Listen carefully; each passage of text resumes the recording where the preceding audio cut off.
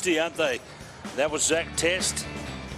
They get set now for Scotland against Argentina. They've met nearly 40 times. Well, in fact, they've met exactly 40 times. 27 wins to Argentina, 11 to Scotland, 2 draws. And look at that scene there. This is amazing. And there are the two teams on this glorious morning to play this matchup in the bowl semi-final. Scotland against Argentina. Neither side probably wishes to be in that position.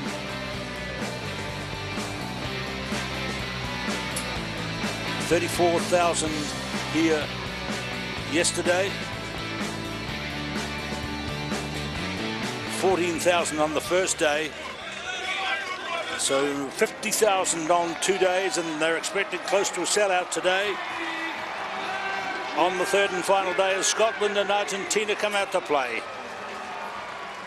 Carl Tanana is with me. Carl, you've played in conditions like this. It's scorching hot down there. Yeah, very tough mentally, Keith. 2 hard days previously on day 3. It's all about heart.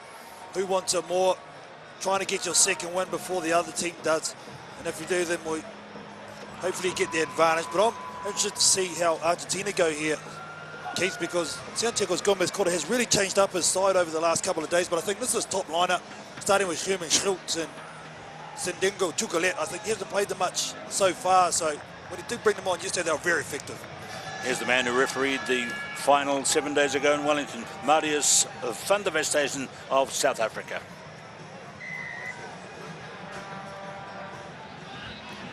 It's the bowl semi-final between Scotland and Argentina.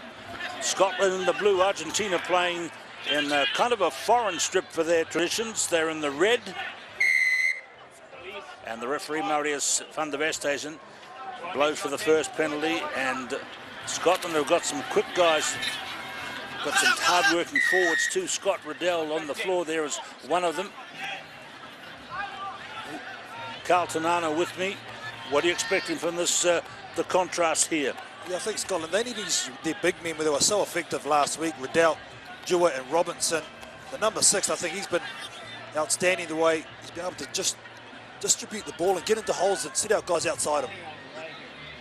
This was the best ever IRB Sevens event last week in Wellington. They beat USA in the last gasp to make the semi-finals, but they lost to South Africa 40-7 in the third-fourth playoff. There was a good tackle from Fernando Luna. Number 5 for Scotland is Russell Weir. Probing, searching for space, and there is space here. Riddell, he's no speedster, but he is right here, quick enough to get in. Exactly what I was talking about, Keith, using their big men to good effect. Argentina weren't using a sweeper, so they had 7 up in the front line. And if you're able to break that, well, there's no second line defence. They're able to get on the outside. Nice little pass again by Robinson. The decoy by Riddell. Using your big man to good effect. Go back to what you know.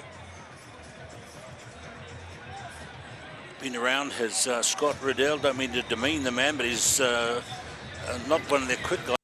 Speedsters. There's the conversion attempt. It's across the front. Scott Riddell. His granddad played for the famous Melrose Club, where Ned Haig, back in 1883, the local butcher, found he didn't have enough players to form a 15-a-side team.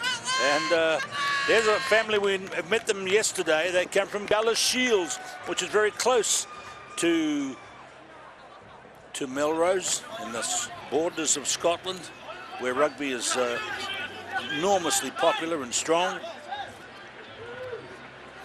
From Melrose, we've got descendants of players who played over the years for the club, and still the origins that Melrose offered to Scotland have produced some fine players in sevens over the years, and the tradition continues here in 2015. I was just about to say, Keith, they love their football in the Scottish borders, don't they?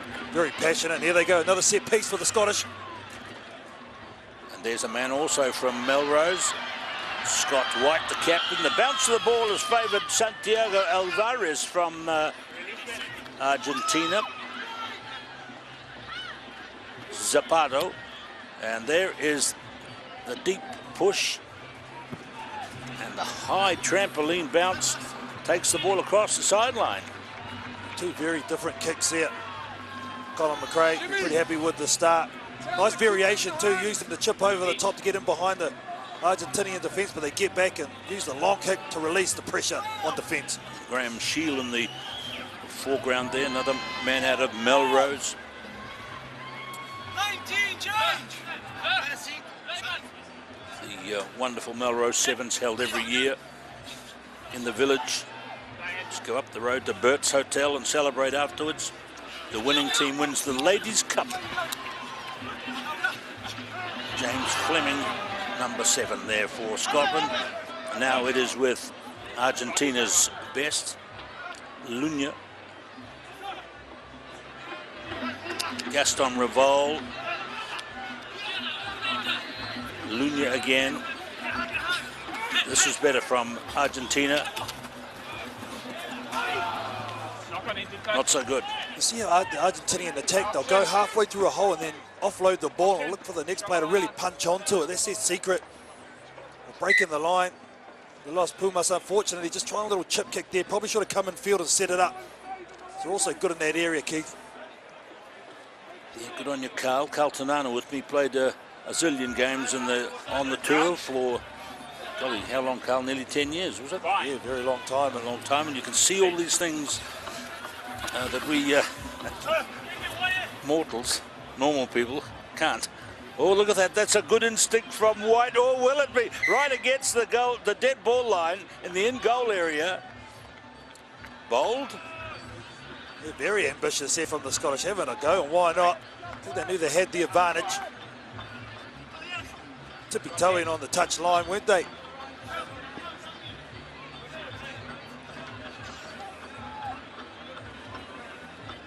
Actually, the Pumas ball here, so they can get it wide quickly. It'd be tough to stop such a difficult place to defend. Right on your line.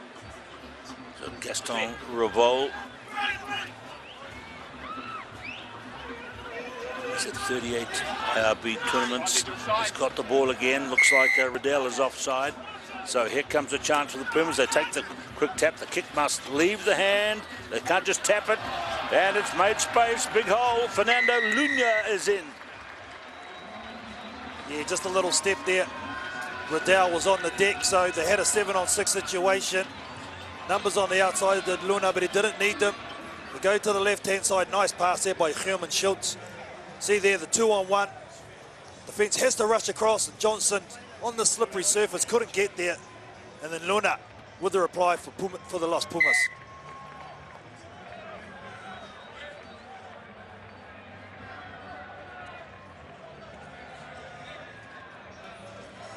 So 30 seconds to go. Argentina 7 and Scotland 5. Bowl semi-final.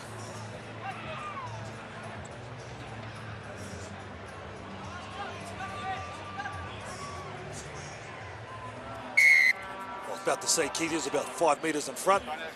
The Argentinian player, I think it was Schultz, on the top side of the screen.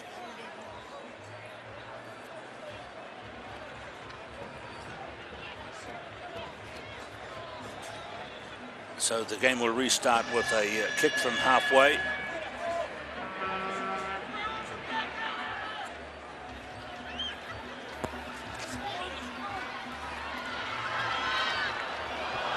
Well, to touch the sideline there, I don't think it hasn't been called by the referee's assistant. Scott White, Riddell. Riddell, who scored the try before, gives it to Robertson, big Robertson. But he's given it away to the man in red.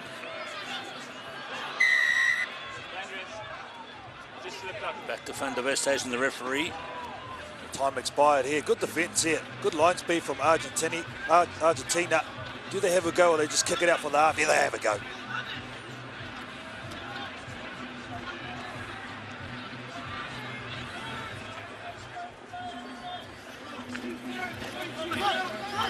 So right on half-time now. Can Argentina increase their lead? Two number 10s meet there. In fact, that was Diaz Bonilla. There he goes again. Good hard running by Schultz. Still we're going to play on well after the end of the half. Tapped it quick and run away here by Diaz Bonilla. And this is Schultz. And there is Riddell, a very good strong tackler. And here's the dead ball line gets it first. And so half-time is reached now between Argentina and Scotland. It's 7-5 to Argentina in the red.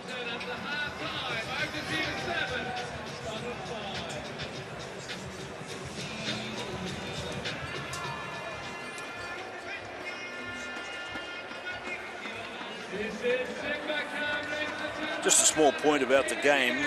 When a penalty is awarded for a free kick, the kick must leave the hand. You see this? It can't be just tapped on the ball, touch the boot, as is possible in rugby league. This is rugby union, where the kick has to have a